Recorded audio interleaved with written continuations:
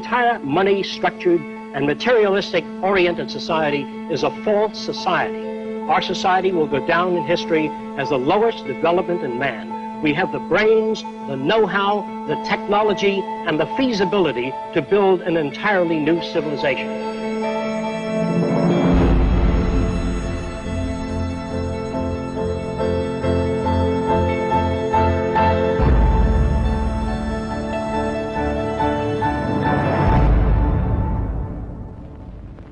It was living through the 1929 Great Depression that helped shape my social conscience.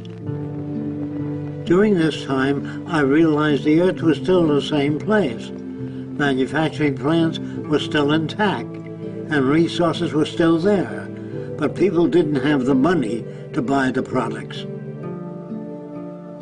I felt the rules of the game we play by were obsolete and insufficient.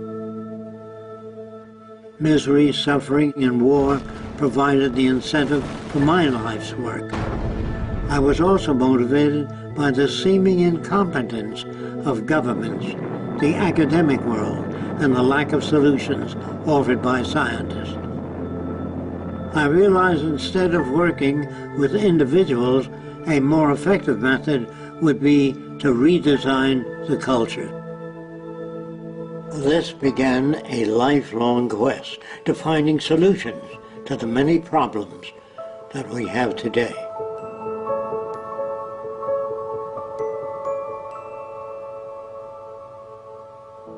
This presentation is a feasible plan for social change that works toward a peaceful and sustainable global civilization where human beings, technology, and nature coexist.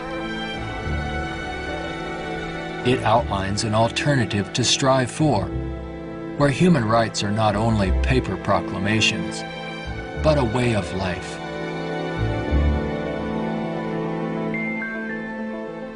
It is called the Venus Project.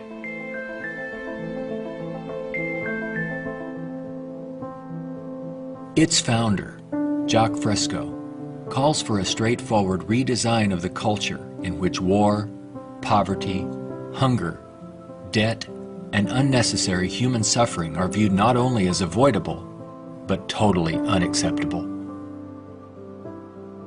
It is becoming increasingly obvious that anything less will simply result in a continuation of the same problems we face today.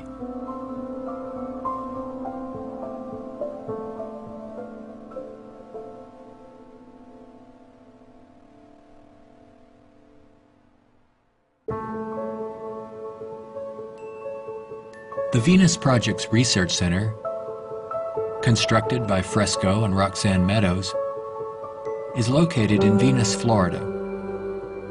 It addresses many of the root causes of our difficulties. But what are the real origins of our problems?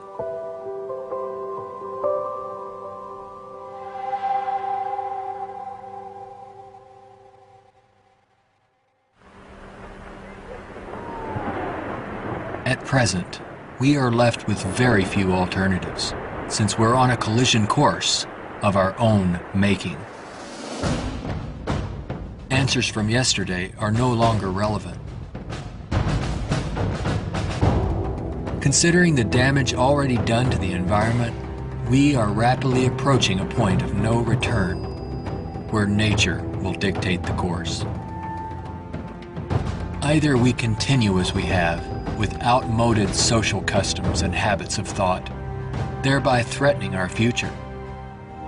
Or we apply a more appropriate set of values, relevant to a sustainable society, with more opportunity and freedoms. Americans have been conditioned in their kind of society to get a different kind of car next year, to buy a new television set or a tape recorder. We are radical as hell. But our political and social institutions have not changed. And this is where we are stagnating, because we always equate any new idea with communism or regimentation, because we've been brought up to fear that which is new. None of the world's economic systems, socialism, communism, fascism, or the free enterprise system have eliminated the problems of elitism, nationalism, racism, and most of all, scarcity. These are all based primarily on economic disparity.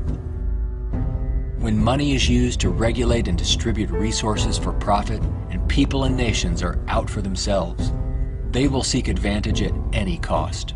They do this by maintaining a competitive edge, or through military intervention. War represents the supreme failure of nations to resolve their differences. From a strictly pragmatic standpoint, it is the most inefficient waste of lives and resources ever conceived. Most wars are for the control of resources and maintaining your position of differential advantage. They're not based on the dignity of man. They're not based on elevating human beings. It might elevate the human beings in the country that's the victor. It might do that. But as far as the rest of the world goes, the price is enormous. This crude and violent attempt to resolve international differences takes on even more ominous overtones with the advent of computerized nuclear delivery systems and deadly biological and chemical weapons.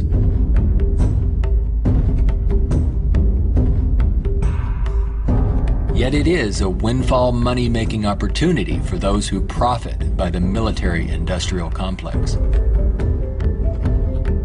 If the profit were taken out of wars, do you really believe we would have them? If they draft you into the army to serve this country, you put up your life for this country, they should draft all the war industries. Every cannon maker, machine gun maker, automobiles, jeeps, warships, all drafted, so that on the same basis of pay as the army. Then it's real. But if you make millions selling warships, machine guns to the army, then it's corrupt. I would, if I had my way, if we had millions of men in the army, I'd send them to school to become problem solvers, how to get along with other nations. That's what we have to do, not kill. When soldiers are just killing machines, they're trained to kill. I would train them to be able to go to Mexico and bridge the difference, and go to the Arab world, see if they can bridge the difference. So bring them all together, all the nations. War is not the only form of violence imposed upon people. There is also hunger, poverty, homelessness, and unemployment. The acceptance of these conditions as expressive of human nature is a myth used to keep things as they are.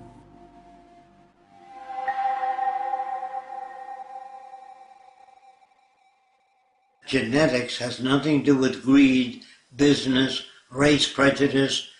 All of the operant systems in any society are part of your education, the books you read, the role models you follow, and the people you admire. The genes have nothing to do except with the color of your eyes, the shape of your nose, perhaps inherited features. The genes do not control values. And even if you're born with a much better brain than another person, meaning better receptors, the quality of the tissue is better, I would say that if you have a better brain and you live in a fascist country, you become a fascist faster. The brain has no mechanism of discrimination. The brain can't tell you what is relevant or less relevant, except experience. We are not born with greed, envy, hatred, or bigotry. Our behavior and values are reflective of the culture we are exposed to. If you were raised by the headhunters of the Amazon, you'd be a headhunter. And if I said to you, doesn't it bother you to have 5 shrunken heads? You say, yes, my brother has 20. So, is he nuts? No, that's normal to his culture. social and environmental problems will remain insurmountable as long as few nations control most of the Earth's resources, and the bottom line is profit over the well-being of people. Putting profit first results in unnecessary suffering and aberrant behavior prevalent today.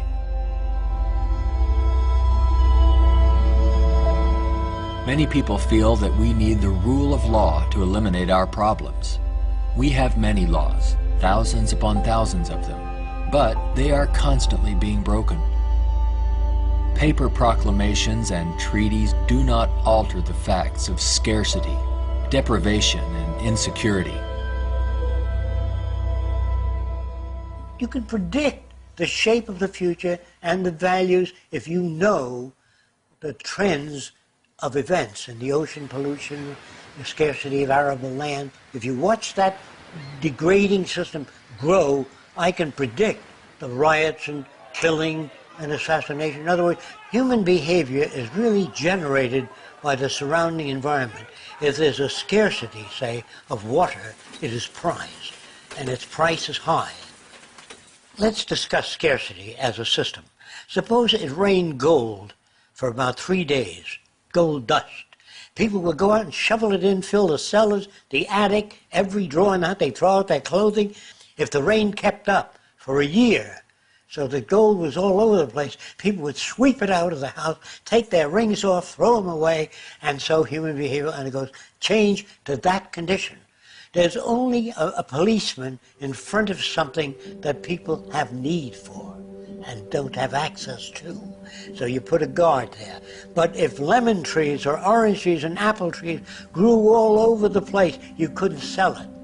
If you landed on an island that was so abundant with resources, you had 10 people, there were 1,000 fish for every person if you wanted it. There were 10 times the amount of bread, fruit, and bananas. Money would not come into existence. Private property would not come into existence. If the island was big enough, there were 10 people, there were 8,000 acres. No one would give a damn about staking out this particular area. There are patterns of behavior that promote survival. There are social conditions that change our values and outlook. No one can write a constitution of required behavior without consulting the environment. So we'd better take care of the environment, we'd better take care of one another, and we'd better educate people to the highest possible levels of our ability in order to have a society. Even a peace treaty cannot prevent another war if the underlying causes are not dealt with. Maybe what is needed are ethical people in government who will work towards everyone's well-being. But even if the most ethical people were elected to high positions and we ran out of resources, there would still be lying, cheating, stealing, and corruption. It's not ethical people that are needed, but rather a way of intelligently managing the Earth's resources for everyone's well-being.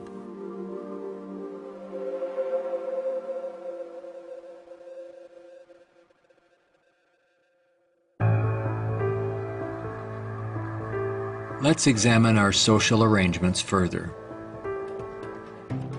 To maintain our economy, products must continuously be sold.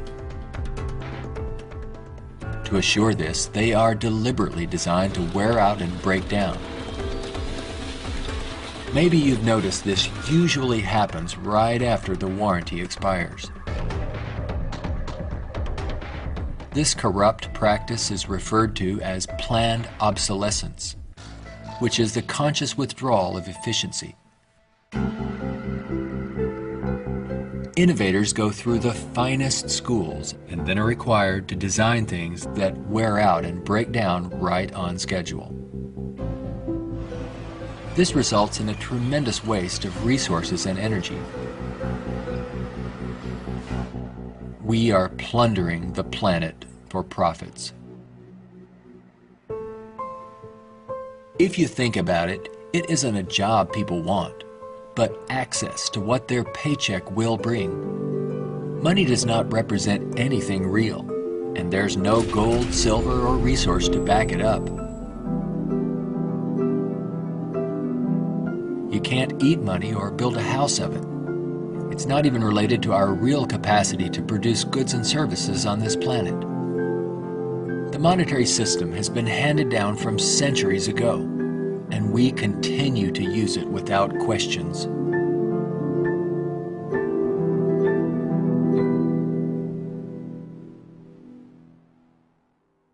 This system will keep installing more and more automation, cutting down on the purchasing power of the majority of people.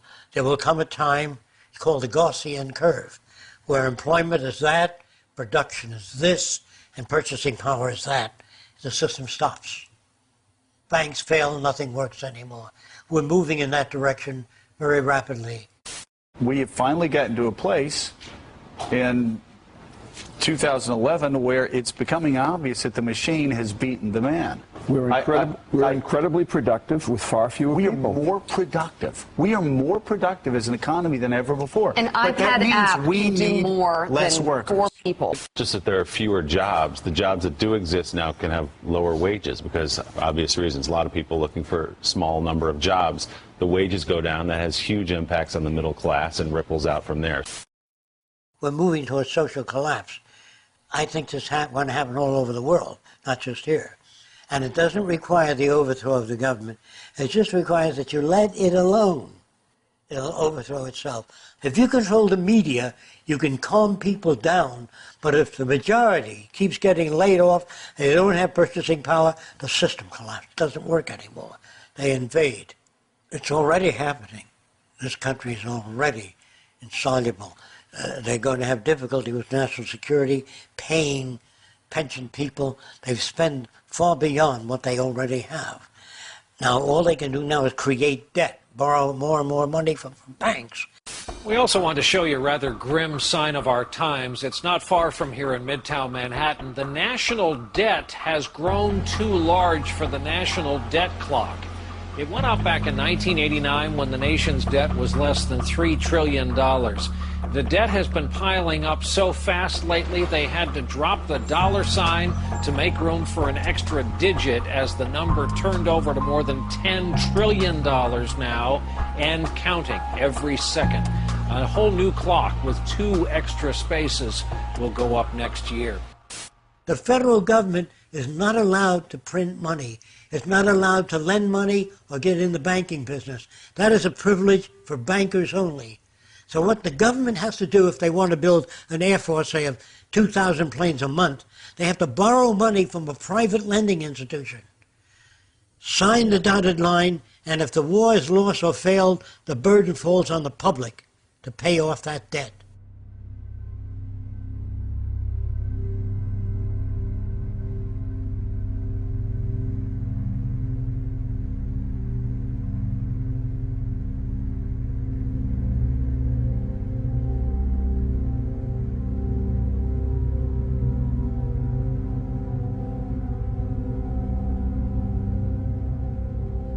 We find ourselves and our social constructs in a transitional state, a matter of social evolution. If we want to make it through these turbulent times, we must be able to adapt to change. All things change, including our social systems. Albert Einstein stated, "We cannot solve problems by using the same kind of thinking we used when we created them."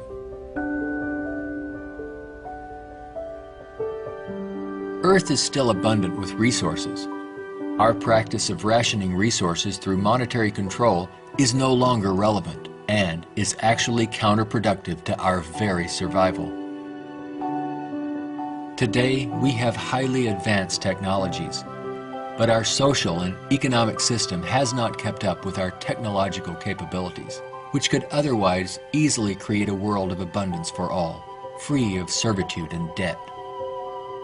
How can this be possible? There is not enough money to feed or house all people on this planet, let alone accomplish these more ambitious ends. But Earth has more than enough resources to meet the needs of all people, but only if managed intelligently.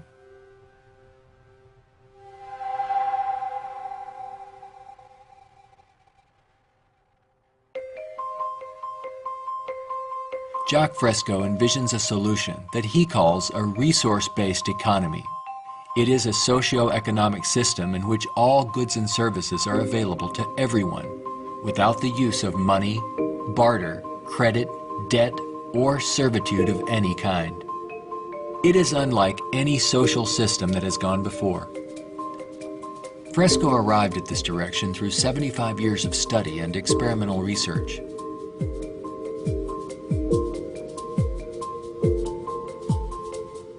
A resource-based economy operates on the basis of available resources and makes those resources available to every human being on earth, free of charge, without a price tag.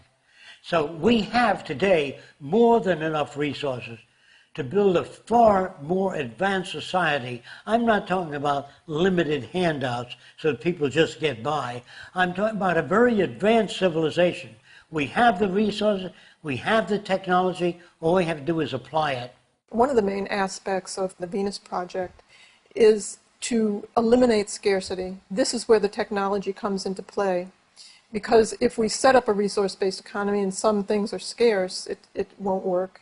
If you set up a resource-based economy in a society that has no resources, it won't work.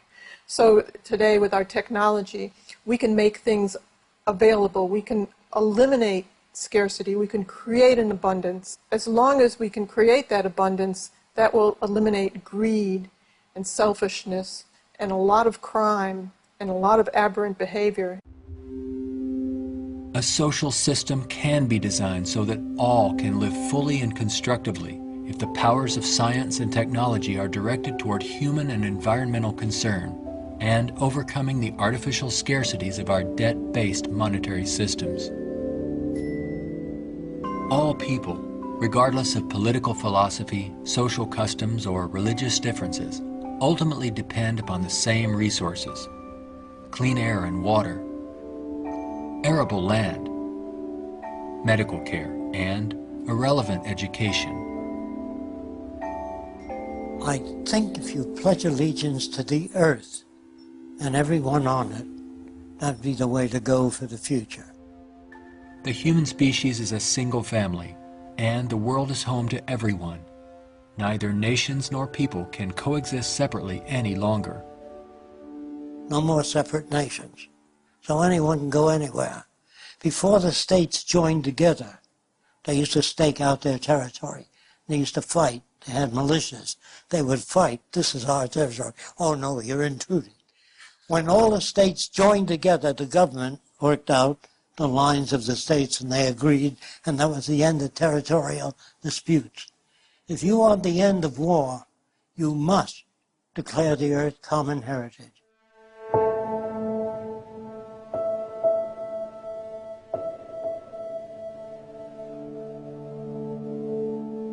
This has nothing to do with those who want to form an elite world order with themselves and large corporations in control and the rest of the world subservient to them. On the contrary, a global resource-based economy enables all people to reach their highest potential, where they can thrive and grow in a society that works in their behalf, a society that protects and preserves the environment as well, one that understands that we are part of nature, not separate from it.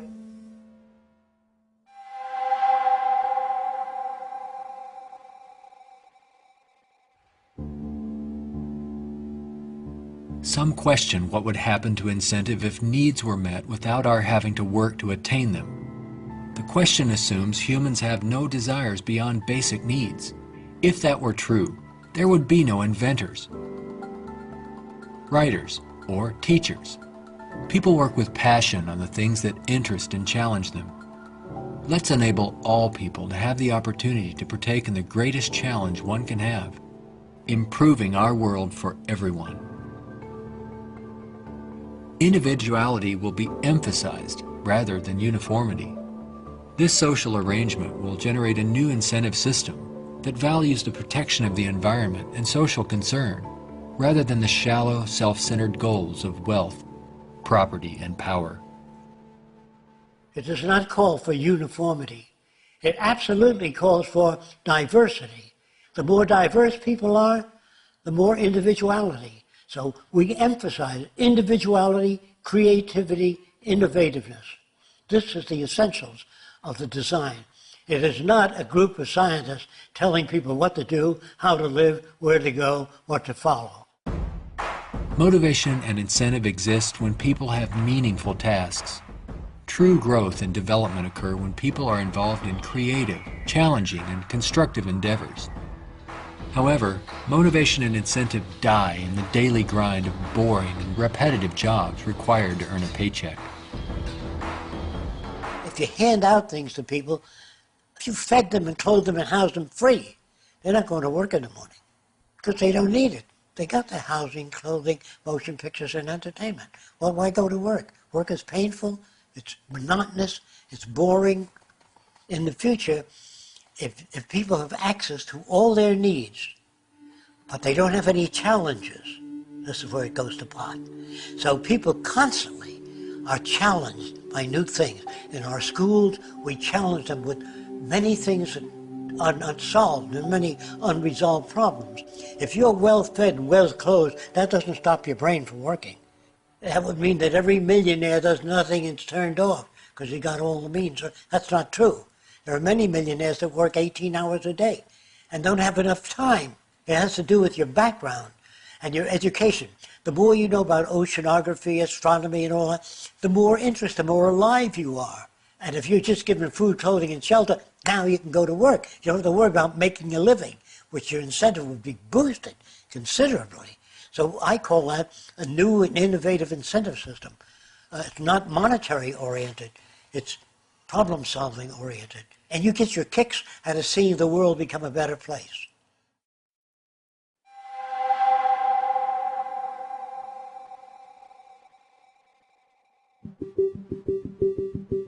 How can we use our technology wisely so that there is more than enough for everyone? To achieve this, it's mandatory that the planning for it be based on the carrying capacity of the planet's resources. Our entire infrastructure must be redesigned and operated as coherent, integrated total systems. This means we must consider our entire global community as one unit that includes everyone, and plan accordingly. Only in this way can we use our technology to overcome resource shortages, provide universal abundance, and protect the environment. Therefore, a global survey is first needed to assess exactly what we have. This would inventory our physical resources, personnel, production centers, and the needs of people. This enables us to determine the amount of goods and services needed. For instance, where is the arable land to grow crops? How many people are in various locations? And what is the state of their health? This would determine where hospitals are built and how many. If you try to do that today, ask for a global resource survey of all nations, they'd wonder, what are you trying to do that for? To find if we got enough resource to fight you in armaments and other things? They would be skeptical, hesitant to give that information. So I would say it wouldn't work in today's culture. But after the ideas are put forth and the reason for it and the advantages gained by all the nations, it would have to be specific advantages that they can understand in their terms. And if they agree, then the survey would be conducted. It's not my opinion or the opinion of anyone else would be used. It's the size of the population, the availability of resources, the carrying capacity of the earth that determines what is done and how fast things move. See, today it's done on a totally different basis. But in the future, it'll all be based on a form of dynamic equilibrium. That means operating everything at the highest potential without environmental neglect. The key to achieving abundance and a high standard of living for all is to automate as much as possible in the shortest period of time. But during the transition, we have to bring together the technological capabilities of people working with computers and working with technology and building and designing methods of delivering these resources and the necessary industrial plants to process the resources. Our problems and their solutions are technical, not political. Most problems can be solved when technology and the methods of science are used to serve all people, not just a select few. What is it that you want? You have to ask yourself, I want to live in a world where I don't have to fear that my children will go into another war, where there'll be deprivation or problems or disease. Do you know how to build that kind of world? No, I don't. Well, how do you go about it? You call upon the various divisions of science, bring them together, and say, these are the problems we'd like to solve. A scientific government doesn't mean that scientists rule or control people. It means they have better means for building transportation systems, better means for cleaning the air. They have the best means for restoring the ocean that we know of to this day. Computers can serve the needs of everyone when CyberNation is ultimately integrated into all aspects of this new and dynamic culture. One can think of this as an electronic nervous system, extending into all areas of the social complex. Their function would be to coordinate a balance between production and distribution, assuring there are no shortages or overruns. In this highly technical society, decisions are based on direct environmental, human, and industrial feedback. You can think of this as electrical sensors throughout the entire environment, from cities, factories, warehouses, distribution centers, transportation networks, all over the globe, gathering data for more appropriate decisions. The decisions are based on the needs of society rather than corporate or private interests. It is not automated technology or machines we should be wary of, but the abuse and misuse of technology by selfish interests. Remember, it is people who decide what ends the machines will serve. If technology does not liberate all people for the pursuit of higher aspirations and human achievement, then all its technological potential will be meaningless. You always do a positive and negative study before you engage in the actual reconstruction of an environment.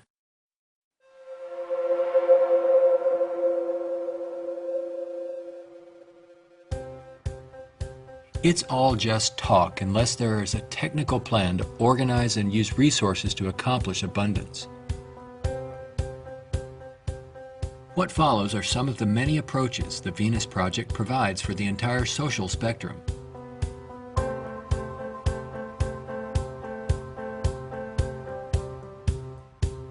Today, more than half our population lives in cities that are polluted, dangerous, and waste energy. What we have to do is design a city as a living system, as an organism, as a university, that all of the cities of the future will be university cities that grow, that continue to exchange ideas. The city will have a built-in transportation system, so there are no accidents and no unthought out areas of technology. Medicine, botany, agriculture, the total system, one planning system. It is actually better to build newer cities from the ground up than to restore and maintain old ones. Fresco uses a systems approach to designing new cities. They're desirable and pleasant places to live. The notion that intelligent overall planning implies mass uniformity is absurd. Cities would be uniform only to the degree that they would require far less materials, save time and energy, and be flexible enough to allow for innovative changes while preserving the local ecology. If we design our cities to meet human needs, you don't have most of the problems that are prevalent today. In the Central Dome, you have childcare, schools, dental care, medical care. In the production and design of the cities, we work out 1/8 of the city system, and then we reproduce it instead of have architects design each building and each structure, which is a tremendous waste of energy and talent. When working on solving the housing problem for all the world's people, construction techniques would be vastly different from those employed today. Extruded and self-erecting structures could revolutionize and speed up construction processes. These lightweight, durable apartments could be produced as continuous extrusions and then separated and positioned in place by the mega machines.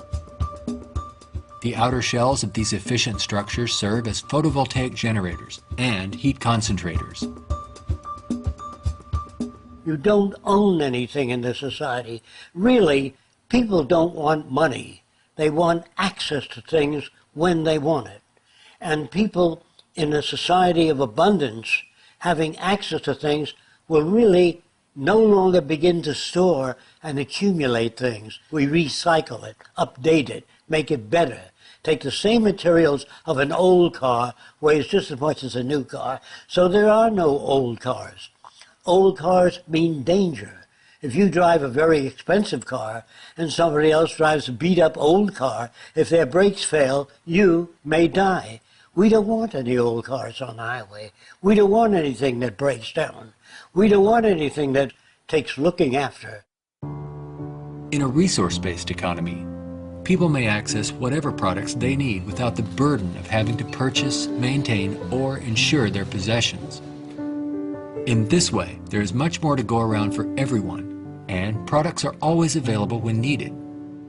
Anything people may need is available in these outside access domes.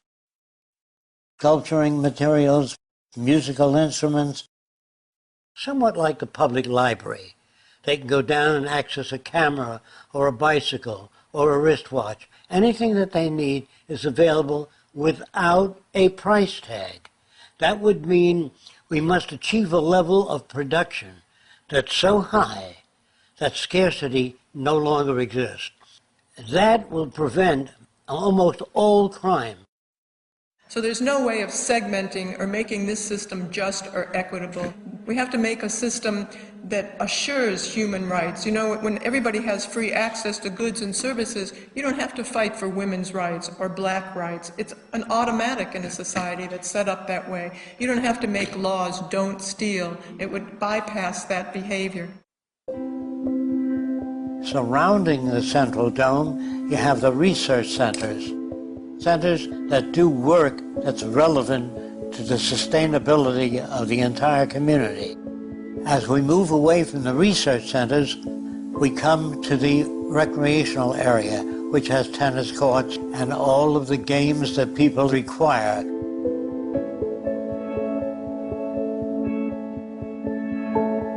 As we move away from that, we come to the residential district. There are streams, waterfalls, lakes throughout the area.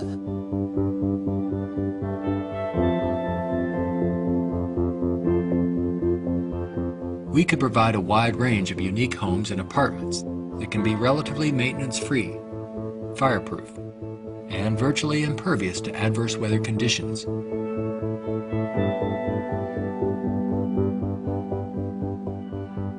As we move to the next sector, we come to apartments. The reason some people want to live in apartments is because you have drama groups, you have gymnasiums, medical care, dental care, everything is built in to the central towers. I feel that in the future, people will move away from individual houses and live in larger complexes. As we move outward, we come to the indoor agriculture or hydroponic farms. Then there's also outdoor agriculture. The city would use the best of clean technology in harmony with nature, such as wind, solar, geothermal, heat concentrators, piezoelectric, wave, temperature differentials, ocean thermal vents, and much more. A major development for generating energy in the future could be the construction of a land bridge or tunnel across the Bering Strait. These underwater structures convert a portion of the ocean currents through turbines to generate clean sources of power. By using these sources of energy, we could power the Earth on clean energy and enable all people to enjoy a very high standard of living for thousands of years to come. There's no need for the use of polluting hydrocarbons any longer. Pollution will be a thing of the past. All transportation will be integrated into a worldwide transportation system. Transportation within cities will be by transbayers. City-to-city travel will be by monorail.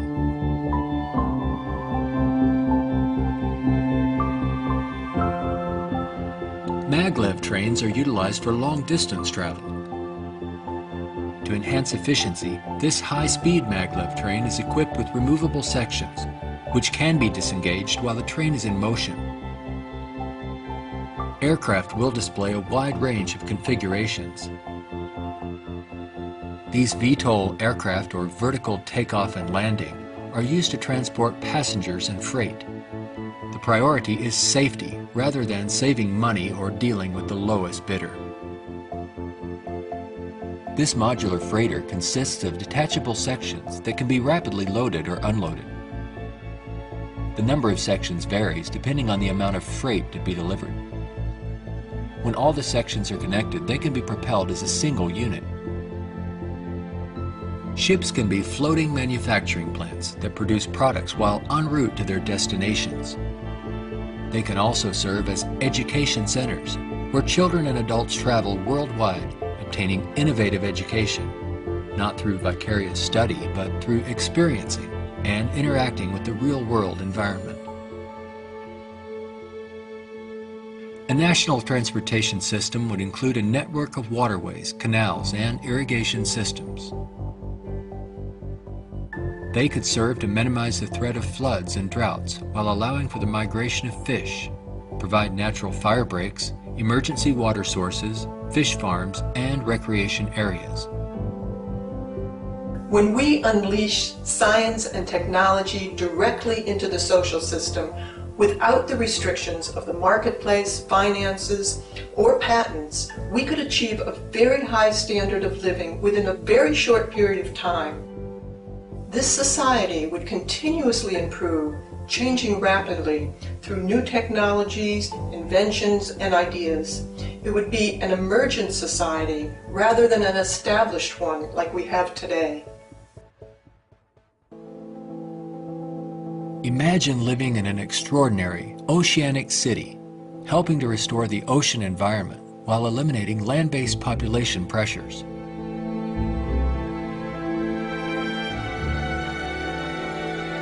These cities in the sea may serve as universities and research centers where students study marine sciences. They could be used for ocean farming, mariculture, and mining, while maintaining a dynamic balance in the oceanographic environment.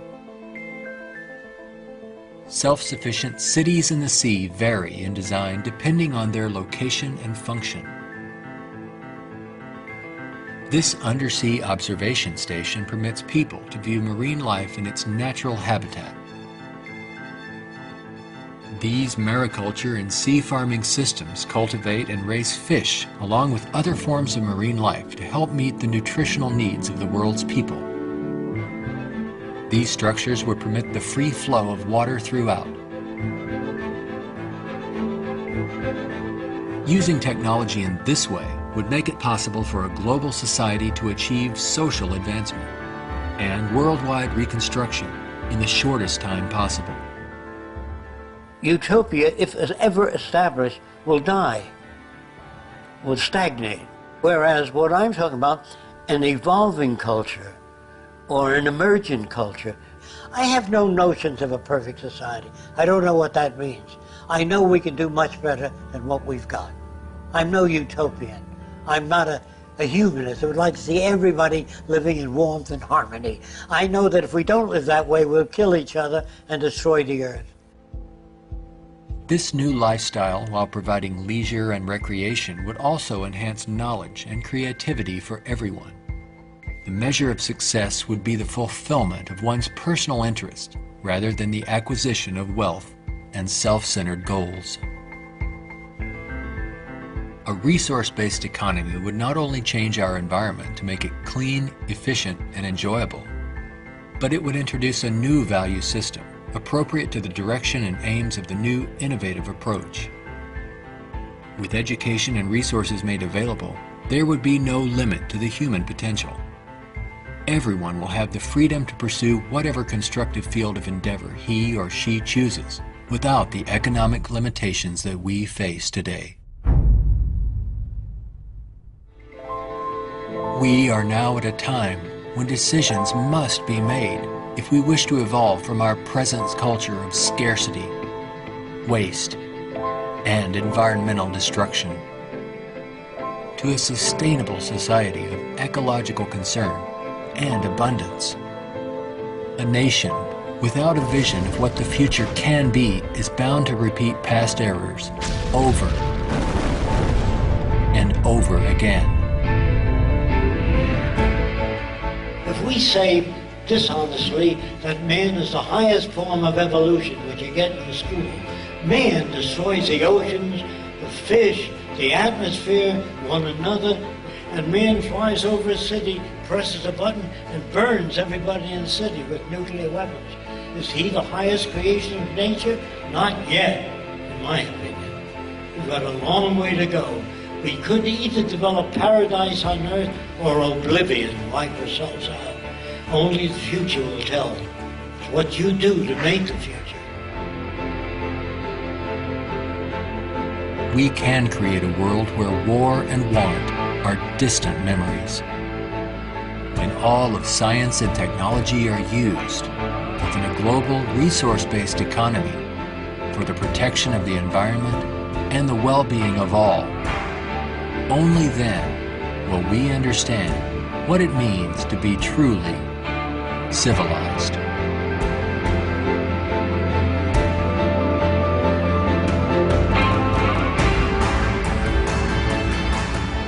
Be a part of the growing community of people working toward making the aims of the Venus Project a reality. Join us in our efforts to bring this vision of a positive future to a wider audience through the goal of a major motion picture.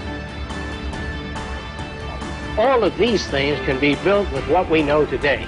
It would take 10 years to change the surface of the earth, to rebuild the world into a second Garden of Eden. The choice lies with you. The stupidity of a nuclear arms race, the development of weapons, trying to solve your problems politically by electing this political party or that political party, that all politics is immersed in corruption. Let me say it again. Communism, socialism, fascism, the Democrats, the liberals, there are no Negro problems or Polish problems or Jewish problems or Greek problems or women's problems. They're human problems.